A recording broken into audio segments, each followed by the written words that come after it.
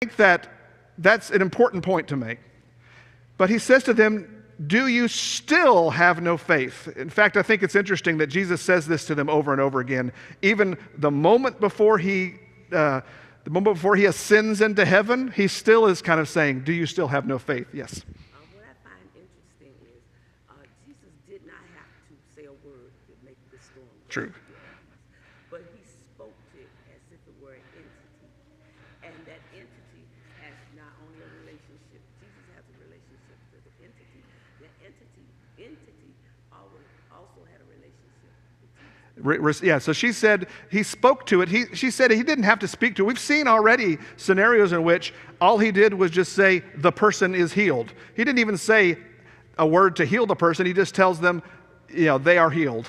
Or he touches a person, or or says words. In this case, he said words, and what she's alluding to is that he had a relationship and it reacted to him as an entity. And so it is interesting to see him, and I'm going to ask this question here in a moment, be thinking about this. Why did Jesus do these things to demonstrate the power of God? Why are these things the things that he even sometimes did surreptitiously to demonstrate this power? I want to ask that question, but particularly as we start looking at him producing food, turning water to wine, even performing healings. But this one was a demonstration of power over something that I think maybe people thought that no even deity could have power over. So I think we all understand that Jesus was able to heal, cast out demons, turn water to wine, produce food, walk on water, forgive sins. We see those things, but at the time, I don't think they had any concept of what does a human deity do and what powers do they have. And so we're going to talk more about that here in a minute. He's also teaching his disciples faith. Yes. Well,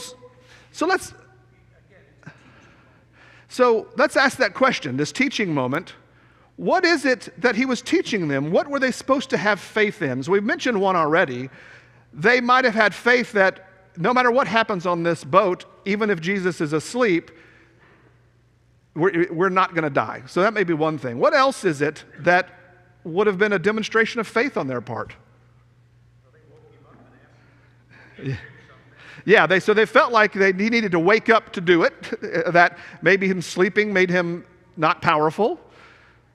What had he said right before they left? He said, let's go over to the other side. And when this storm happened, what did they think? It's not going to happen. They thought what Jesus told us was going to happen is about to get thwarted by this storm. And so I think the idea that they did not show a faith that what Jesus was doing, the things he was doing and where he was going, when he says they're going to go somewhere, they're going to arrive there. So I think that's another. It's almost like Jesus needs them to understand, you need to have faith. We're on a path here. We are on a mission, literally, and nothing's going to stop us. This bad storm's not going to stop us. You need to know that we have a purpose and that we're going to do this and that nothing's going to do that. Yes, please. In regards to that point, he's going to be setting up the church soon. And persecution is going to be people with power are going to rise against Christianity and faith. And having this faith already set in stone that we serve a creator who's in charge of the storm.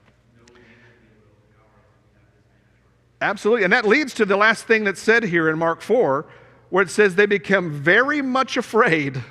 Remember, they were already afraid, and now they became very much afraid and said to one another, you can almost imagine them, I don't know if he went back and laid back down and went to sleep. I don't know if he just wrote it out with them.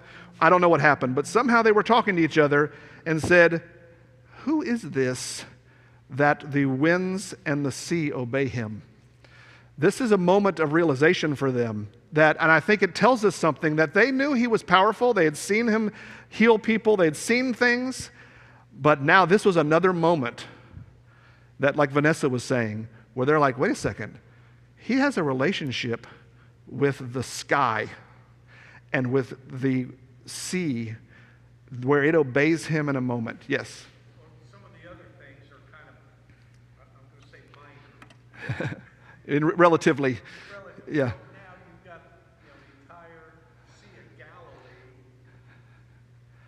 Perfectly calm. so calm, Yeah. and it's not just like this little isle that they're in that went calm. The whole place went calm. So it's a big. And you suspect even the people on the shore, the people that they were going on the other side to see, maybe they saw something going on out there that all of a sudden, so this was a big deal, and there were collateral things that went on here. Yeah, that's right. They weren't the only boat. Yes. God demonstrated to the Israelites and to the Egyptians back in the Old Testament that he was a God who had power over all the gods of Egypt. I think in some ways Jesus is doing the same thing with his miracles. They're used to idolaters who believe that there's a God of the sea, a God of the sky, a God of wisdom, a God of whatever. And Jesus is demonstrating he's got control over everything. He's knocking them all down. It's like and by the way, I think it is important that this was another limited audience, that this was not him calming the storm on the shore with his 10,000 people following. This was him with a limited audience of maybe a couple dozen people on boats that experienced this, but he is continuing to kind of just demonstrate that authority.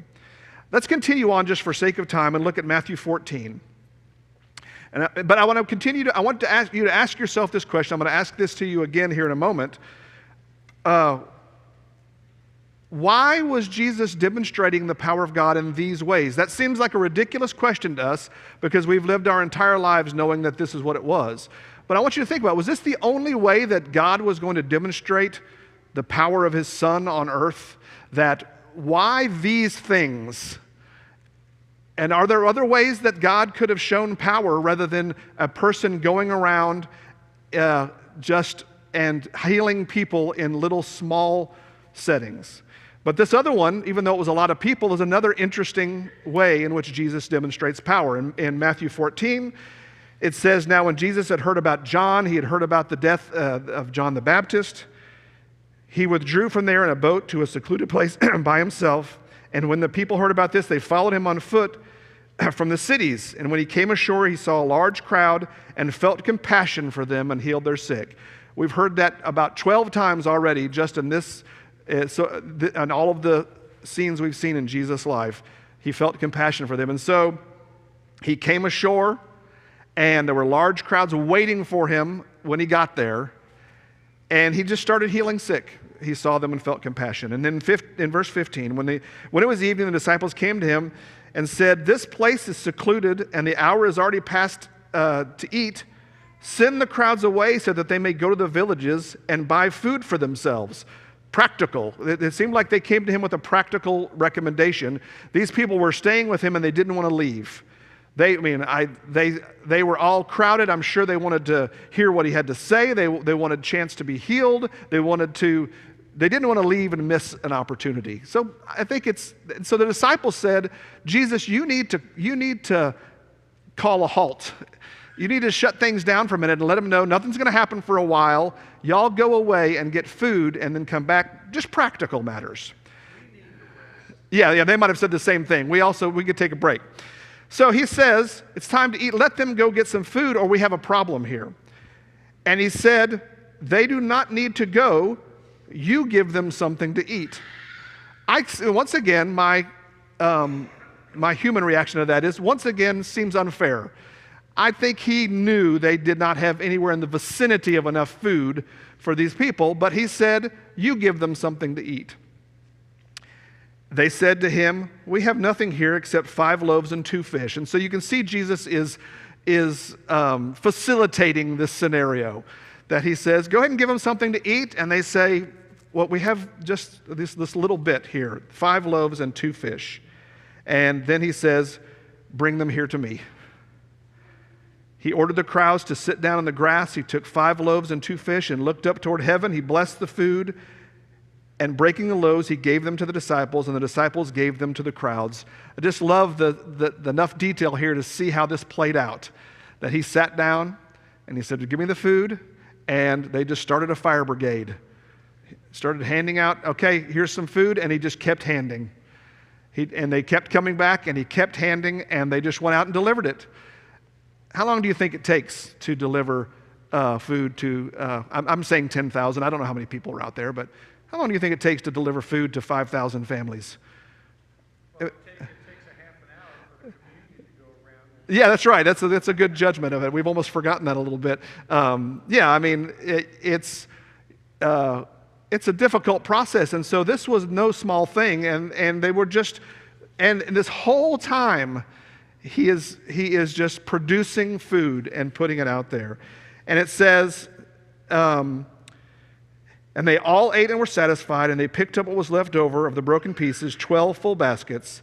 There were about 5,000 men who ate, besides women and children. This is a pretty simple scenario that's presented to us here. There were people, he did not want them to leave, and he just started producing food to feed these people. Why did he do this? Could he have chosen the option of having them just go get food? I don't know that there's necessarily a reason not to do that, but so why do this? Okay, one might be these were hungry people and he wanted them to have food. Yes? I believe he was doing something that nobody could deny. Obviously, no one could deny. Also, I think he was trying to bring the disciples along miracle by miracle. Yeah. Maybe just, this is another one. This is another demonstration of that. Now I'm taking matter and I'm producing matter. Yes, Rebecca.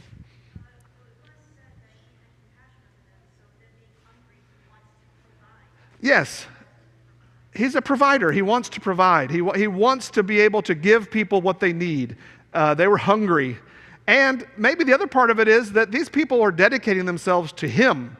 That there was maybe him feeling compassion in that they were following him around even with a lack of food. And so that he was willing now to produce for them this food almost to say, thank you. I appreciate that y'all have dedicated yourself to the purpose of following me. I'm going to try to make this easier on you. Yes?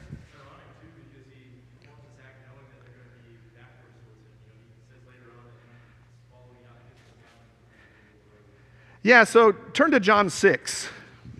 And I thought it was interesting, some of the things it says here. So I want to start asking the question, what did Jesus think would be the result of doing these things? What was his purpose? And so John 6, and then in verse 25, I'm in Luke, so that's why that verse looks wrong.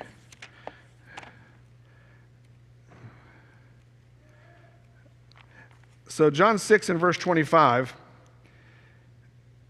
and when they found him on the other side of the sea, they said to him, Rabbi, when did you come here? And Jesus answered them and said, most assuredly I say to you, you seek me not because you saw the signs, but because you ate of the loaves and were filled.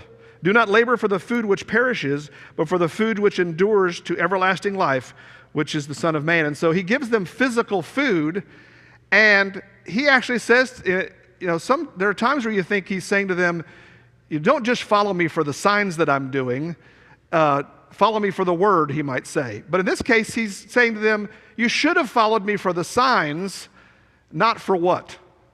More food, for the production of more food. John 26 and verse 22. I'm sorry, it's verse, what is it? Yeah, it was 26 through 27. I wrote it down wrong. So anyway, this idea that they were waiting for him, on the other side, just hoping to get more food. And Jesus reprimands them and says, you need to understand that there is an appropriate reason. I'm showing compassion. I'm showing help to people. And there's an appropriate reason to be pursuing that. So let me ask the question to you. We'll talk, we'll get into next Luke 7 and John 11. We see the Jesus raising people from the dead, almost kind of like, besides his raising from the dead, almost as powerful a sign as he can give. But why did he use healings and cast out demons and raise people from the dead turn water to wine, produce food to demonstrate the power of God. We said one thing already. One is that he was demonstrating superiority over these other powers that were considered to be in the universe, these other gods that had powers over maybe individual things. What other reason would this be the method that he used? Yes? Okay, demonstration of authority. So that to be able to say these are things that only the authority of God can accomplish, and so to demonstrate that he's connected with that as well. Did I hear something over here? Jack? Okay, so one is there was prophecy concerning this, that he would do that. We read Isaiah 53, and to confirm that the word was true, that to confirm what he's saying is true. I saw another hand. Yes, Mark? Common denominator to me is that he came to bear witness of the truth, but also to give life, to give it abundance. So almost everything he does has to do with this ability to bring life in some way. It connects to authority, it connects to confirmation, it is the demonstration of power superior to the gods, it connects to life. Now, could other methods have been used, even more effective methods be used for the Son of God to come and make demonstration of power? Were there other methods that could have been used? I found myself, as I was thinking about this, having trouble thinking of the others, and I realized, wait, how about things like parting the Red Sea? How about things like fire from heaven? They might have been more effective. I mean, if the goal was, if the goal was just a demonstration of power to impress the people and get them to recognize him as the Son of God. If that was the primary goal, is to say, I'm going to prove to you that I'm the Son of God, was the best method walking around with 10,000 people and healing people in quiet moments and turning water to wine at a party? And that was not the best method of him. Even his baptism was a limited group where God spoke about him. Cosmic displays. He could have done a display in the sky. He could have done things that at that very moment proved to everyone on earth that this is the Son of God. I'm pointing to him in Palestine right now. Go follow him. But the methods that were chosen for this time were systematically moving around and showing compassion to sick people, to people who were sad and desperate, to people that had demon possession, to prove to a small group of people on a boat that he had power. This is the method that he chose. And I propose to you that it is because his entire ministry revolved around the demonstration of the principles of God's love. That is the entire mission of spreading the gospel. It was not to prove that this person was the Son of God and take power on earth. It was to start the process of a mission of a gospel of love and compassion and mercy. And that's what I want. I want to make sure we talk about that in this class as we continue. That if we're going to connect the life of Jesus to what should we do, it is much easier when we recognize that Jesus was modeling that in everything he did and connecting those things to the love of God. Yes, Brian.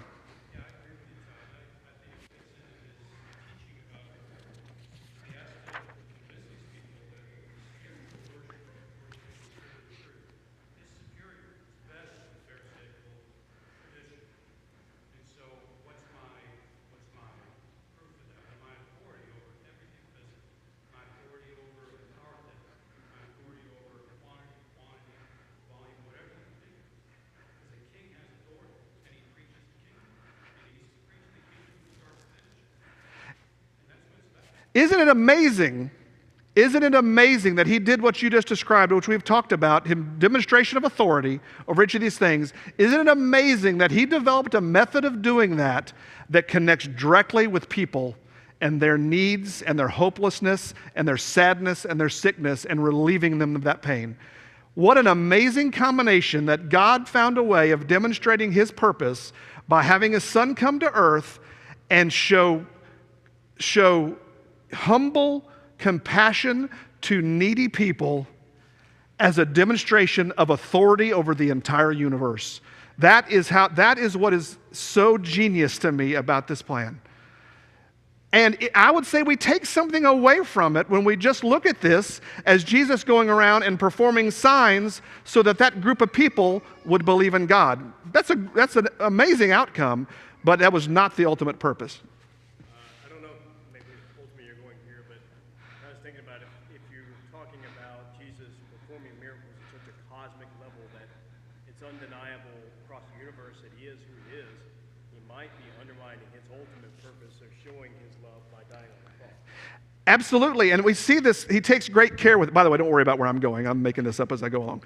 But absolutely, the idea there that he had to be extremely careful and metered about this because his ultimate purpose was death for our sins. And so you're exactly right, the idea that he had to do it carefully. In fact, when we get to it next time, when we look at the raising of the dead, one of the last things that's said is, spoiler alert, after raising Lazarus, some people believed in God, but then in verse 46 of Matthew 11, wait, is that what it is? John 11. But some of them went to the Pharisees and told them the things which Jesus had done. It's almost like a passing point.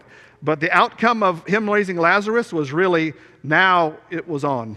Now this is headed toward where he is going to be captured and killed, and he could not thwart that purpose. Just some passages for us to look at as our time is almost up here. I hope you understand how important it is that if we're going to look at what would Jesus do, and we're connecting ourselves to amazing demonstrations of miraculous power, Jesus did them in such a way that demonstrated the exact core principles of the kingdom. James 2, and we're not going to be able to read all these. James 2, it talks about, my brothers and sisters, do not hold your faith in our glorious Lord Jesus Christ with an attitude of personal favoritism. This is the idea of favoring rich people over poor people and giving them special consideration. And he says that if you do that, in verse 6, you have dishonored the poor man. Is it not the rich who oppress you and personally drag you into court? Do they not blaspheme the good name by which you have been called? So he says here, this idea of personal favoritism is the exact opposite of what the plan is for God's kingdom. James 2 and verse 8, if, however, you are fulfilling the royal law of Scripture, you shall love your neighbor as yourself, you are doing well. And in verse 13, I'm just jumping around here, but one of my favorite verses in the Bible is James and 2 and verse 13. Judgment will be merciless to the one who has shown no mercy. Mercy triumphs over judgment. And so this principle that he's teaching now shows that Jesus could have come down and laid down judgment on the Pharisees in a moment, just like he calmed the winds. He could have just said, hush. Don't you think he wanted to, by the way? Hush. But no, he came and they went through their process. He knew it was part of the plan. But he said, mercy triumphs over judgment. Matthew 9, where we see Jesus being reprimanded for spending time with tax collectors and sinners. And it says in verse 13, now go and learn what this means. I desire compassion rather than sacrifice. I did not come to call the righteous but sinners. We've looked at that verse already, but we didn't really touch on the idea that he says, I desire compassion over sacrifice. The old law was about rituals and rites and performing these routines of the law. But he said, more than that, I want compassion. And you see how he demonstrated those things. Matthew 23. Matthew 23 is the woe to you over and over. Woe to you, scribes and Pharisees. And he just talks about the terrible things they did in the name of religion. And he says, woe to you, scribes and Pharisees, hypocrites, for you tithe mint and dill and cumin and have neglected the weightier provisions of the law. So he said, you're really good at tithing tiny little seeds, these minuscule little seeds, but you have neglected the most important things in the law. Justice and mercy and faithfulness. I don't know that we could ever understand how much that flew in the face of what was being taught, that what these Jewish teachers were teaching at the time, that he says the most powerful, weighty provisions of the law are justice and mercy and faithfulness. And he says, these are the things you should have done without neglecting the others. He said, yes, certainly, you were under the law of Moses, you needed to tithe, but you neglected the most important things. And then he says, you blind guides who strain out a gnat and swallow a camel. I just love the way he said that. I think he had a pretty good sense of humor, it sounds like. But the fact that he said, you're over there picking out tiny little seeds, and you're letting the most important things go to waste. And then in Romans 13, owe nothing to anyone except to love one another, for the one who loves his neighbor has fulfilled the law. So even this old law and all of its rituals, the fulfillment of that law was loving your neighbor. I would say we have to be extremely careful that we don't try to insert rituals into our participation in the kingdom that take power over justice and mercy and faithfulness. Heaven forbid that we would insert our own laws that mean that we forget that loving your neighbor and justice and mercy and faithfulness are the entire center of the plan of the law. Yes? Everything Jesus did was toward, he said, I came to seek and save the lost. Everything he did, every sermon he preached was for that end, and ultimately, of course, dying on the cross to save us. Wouldn't it be terrible if he came to seek and save those who were lost, and then he brought in and implemented a plan that made it even harder for them to be saved than the old law? And sometimes I think there are religious groups that do that now. And I'm going to reiterate this point. We're going to get back into it as we continue to go here.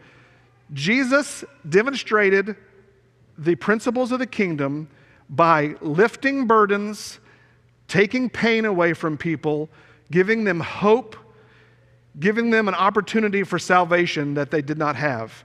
He did not use the method of, let me show you a different way for you to perform rituals of the law. He said, that was a curse. Throw that away. I'm going to walk around, I'm going to do it.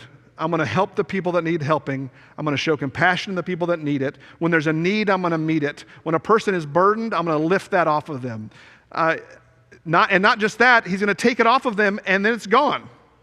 Not, I'm going to temporarily take it from you. He was going and healing people from leprosy, and I expect giving them baby skin. He was going around and creating wine that was perfect. He was calming the storm to a flat, tranquil water. He was fixing the problem and taking it away forever. And I think you understand the implications of that to sin.